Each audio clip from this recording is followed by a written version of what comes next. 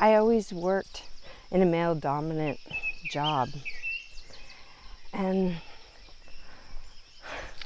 some of those men, I trained them and they earned twice as much as I did. Those boys, they got the family farm, and the girls, they were invisible. That's a old tradition. That's how he was raised. That's how I was raised. I'm Sandy McKenzie, and I'm not trying to bash men or anything. I'm just chatting about living in a male-dominant world. Ever feel like your voice has an expiry date? Like, hey, time's up. You're feeling kind of invisible. I was in this meeting and I was the only woman in the room. So, I voiced some opinions, had some ideas, brought them to the table, like from my wisdom or experience. I'm 60, so I have a little bit of background, been there, done that. Well, crickets. Everyone ignored me. And then a little bit later, this guy, he loudly voices his opinion. And everybody's like, oh yeah, we need to do that. What a great idea. Oh my gosh, I can't believe it. Yeah, we'll get started right now. And I'm just sitting there and I'm like, yeah, that's exactly what I said 5 minutes ago. Like, seriously, I said that 5 minutes ago. Growing up, I was the fourth girl. I have 3 sisters, so of course I'm daddy's little boy. I grew up and my nickname was Sam, short for Sandra. One of my very first memories, I must have been 3 or 4, and I went into the closet. It was Christmas time, and I found my Christmas gift. It looked like a little motorcycle, and I came racing down on that little, I don't know, it was like a pedal bike, but it looked like a motorcycle. And I came racing down the hallway on that. And my mom, I remember my sister Joan and my mom, they're like, wow, that's your Christmas gift. Where'd you find that? That's all I remember, is the joy of riding that little motorcycle. But so when I was 9, my dad, he got me driving snowmobiles. And when I was 10, I got a little Yamaha GT80, a little dirt bike.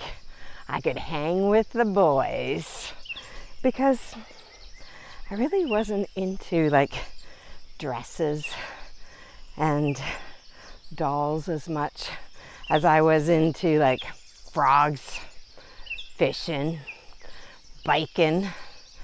I was really into salamanders, tadpoles, minnows.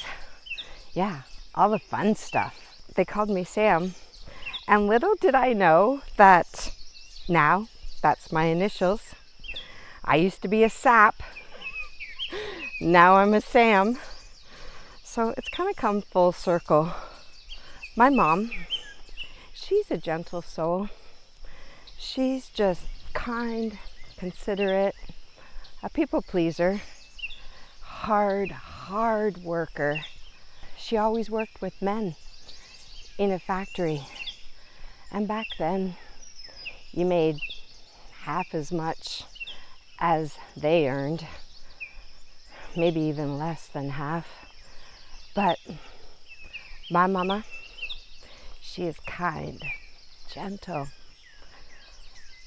hard worker. But man, she's also tough as nails and invisible.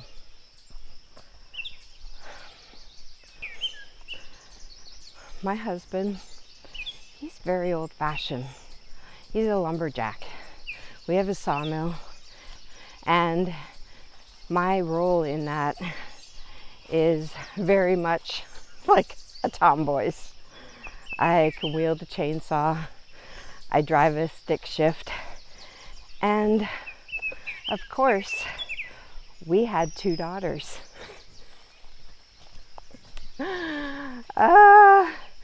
And that's not a bad thing. Like, I love my baby girls. Andy loves his baby girls. He's old-fashioned. He was brought up that the boys get the family farm. You gotta have boys. So we have 2 girls. And that family farm, it has been passed down since 1875. 150 years of passing it down from father to son, father to son, father to son. Those girls, all those years ago, yeah, they might have got some money, but they did not get the family farm. That's a old tradition. That's how he was raised. That's how I was raised. Those boys, they got the family farm, and the girls, they were invisible. They had their own husband. They had to find their own path. So now we have 2 girls. And those 2 girls, they too were raised as tomboys. They too work in a male-dominant world. One is in forestry. The other works at a nuclear facility. Yeah, they're used to working side by side with men. They have that strong work ethic. They know how to drive a stick, how to drive a motorcycle, how to drive a four-wheeler, how to drive a tractor. They're definitely my little tomboys. And the nice thing now is the world is caught up, and they too make the exact same money as a man does in a man's world. I love it. I'm so proud of them. And it's about damn time. I always worked in a male-dominant job. And some of those men, I trained them, and they earned twice as much as I did sitting at the same table. So many times they would voice their opinions and push their agenda, and I'm like, you've been here a day. Like, I literally just trained you yesterday. What the heck? But yeah, they came in driving their fancy cars, spending their money that I didn't have. And you know, I'm not bitter, or I wasn't bitter.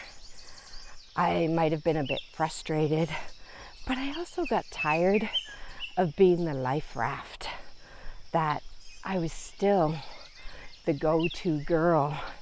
My inbox was still overflowing. I was still